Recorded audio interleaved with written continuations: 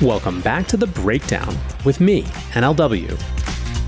It's a daily podcast on macro, Bitcoin, and the big picture power shifts remaking our world. What's going on, guys? It is Wednesday, May 21st, and today we are waiting for a new Bitcoin all-time high. Before we get into that, however, if you are enjoying The Breakdown, please go subscribe to it, give it a rating, give it a review, or if you want to dive deeper into the conversation, come join us on the Breakers Discord. You can find a link in the show notes or go to bit.ly/breakdownpod. Well, friends, we are teetering on the precipice of a new all-time high. Although, good Lord, it's always scary to say that when I know that there's some amount of time between when I record this and when you hear it. But regardless of all that, the question is there a catalyst to push Bitcoin to the next level?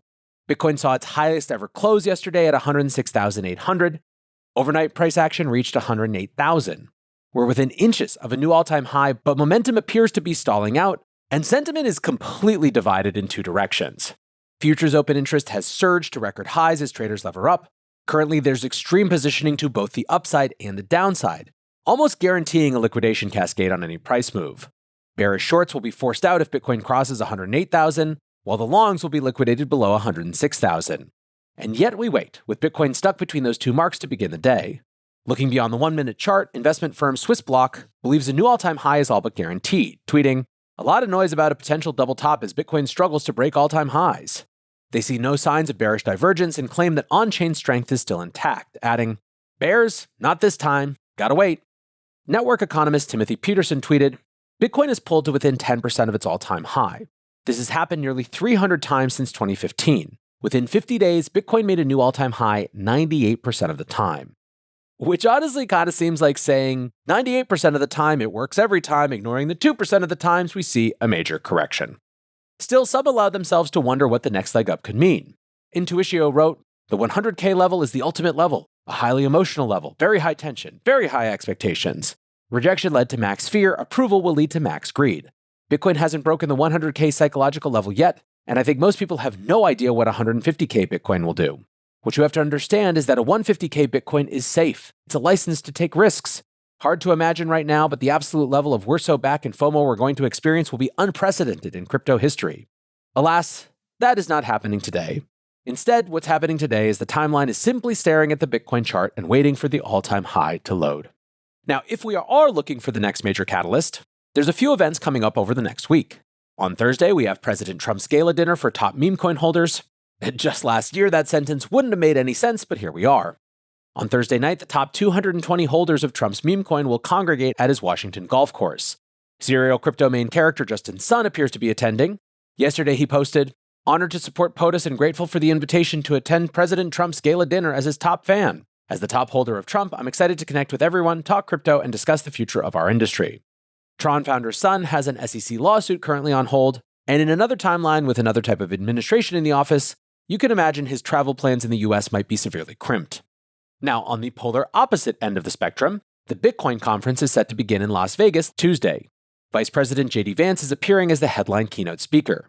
The reason both of these events matter is that we have two Bitcoin-related executive orders with deadlines for governmental reports. Most notably, the Treasury was tasked with devising budget-neutral strategies for acquiring Bitcoin by the 5th of May, which is already in the rearview. This administration does have a sense for occasion, and either event seems live for a big announcement. Noting these opportunities to make a headline, K33 Research wrote, "Policy developments remain a key underappreciated catalyst in the crypto market. Don't sleep on the executive orders. We believe the strategic Bitcoin reserve remains unappreciated by the market and expect information on this front to enforce robust Bitcoin performance ahead." At the same time, the Justin Sun connection is making life harder for crypto policymakers in DC. SEC Commissioner Paul Atkins attended his first SEC budget hearing yesterday in the House and was absolutely grilled about Trump's crypto connections, or as many in the House clearly feel, Trump's crypto corruption. Democrat Glenn Ivey noted that the SEC had stayed their lawsuit against Justin Sun after the crypto mogul invested $30 million in World Liberty Financial.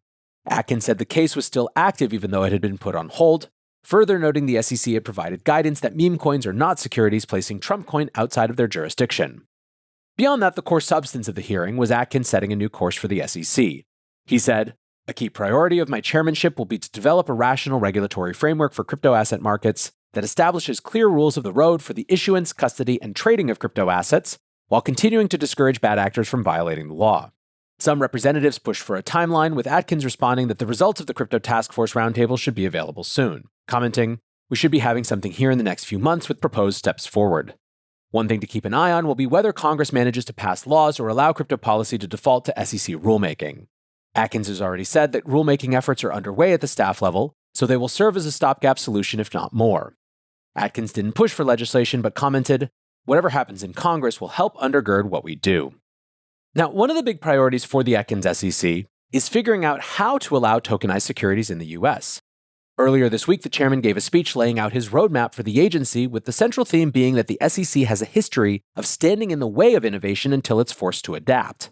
He believes that this is one of those moments, stating, "The markets innovate, and the SEC should not be in the business of telling them to stand still." To that end, the agency is canvassing ideas of what a tokenization framework should look like. This week, Robinhood submitted a comprehensive 42-page proposal. The exchange disclosed plans to launch a platform for tokenized assets that will combine off-chain trade matching with on-chain settlement to increase efficiency and transparency. Their big ask from the SEC was token asset equivalence, which would recognize tokenized securities as the asset itself rather than as a derivative or synthetic product. The change would be largely about streamlining regulation, allowing tokenized assets to simply fit within existing rules. It would also represent some big changes for how asset ownership works, and opens a can of worms around safe custody. But this is the big and necessary change to truly unlock tokenization. Up to now, tokenized assets are just an IOU from whatever Cayman Islands entity is holding the real-world assets. This change would make tokens indistinguishable from assets held in an investor's brokerage account. Robinhood seems extremely keen to get this new type of market off the ground. They provided a lengthy technical explanation to the SEC, disclosing that their design will utilize both Solana and Base in a dual-chain architecture. The company estimated they could achieve 10 microsecond latency for off-chain trade matching and a throughput of 30,000 transactions per second. They argued this design could allow settlement times to be cut from 2 days to 0 days, saving 30% in trading costs annually. CEO Vlad Tenev commented, "RWA tokenization represents a new paradigm for institutional asset allocation. Robinhood is committed to leading this trend under a compliant framework." Now, there is a rough history of crypto CEOs going to Washington to ask regulators to approve their bespoke crypto system. And yet, even with that in mind, this feels like another big signal that Robinhood is looking to get tokenization launched as soon as possible. There's plenty of TradFi firms looking to adopt tokenization as the next evolution in financial markets, but this is the first time we've seen a concrete regulatory proposal with a model platform presented for scrutiny. Until now, the concept was very theoretical. A bunch of tokenized assets have sprung up, but they're all focused on crypto natives and don't cross over into the TradFi ecosystem.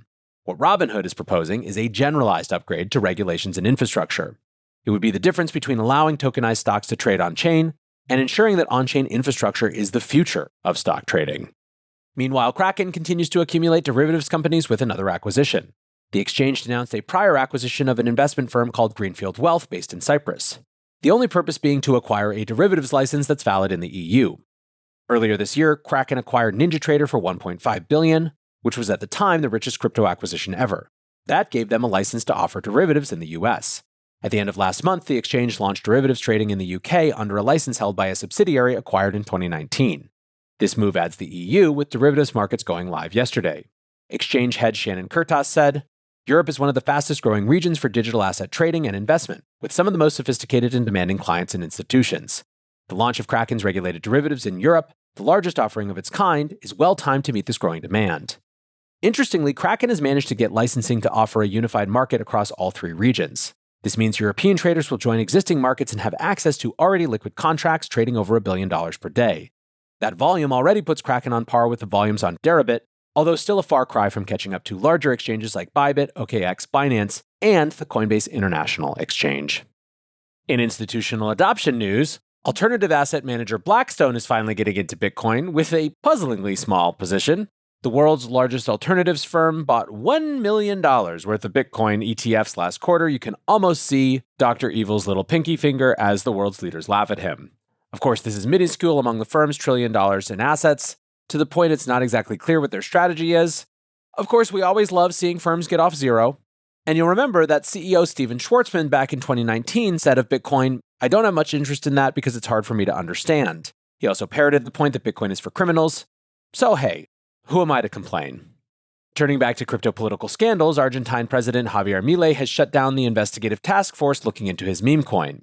You'll recall that back in February, Milei endorsed a Memecoin called Libra, which performed one of the most high-profile pump and dumps of the cycle. Milei claimed he was at arm's length to the token and didn't profit. And in the crypto part of the news cycle, we got insight into a sketchy memecoin launching investment firm called Kelsier Ventures. In the US, the news slid off the front page, but it's been an ongoing scandal for Milei in Argentina. He initially approved a task force to look into the memecoin and investigate himself and his sister, who serves as chief of staff. Late last week, the judge leading the investigation ordered Argentina's central bank to unseal the bank records of the Milei siblings.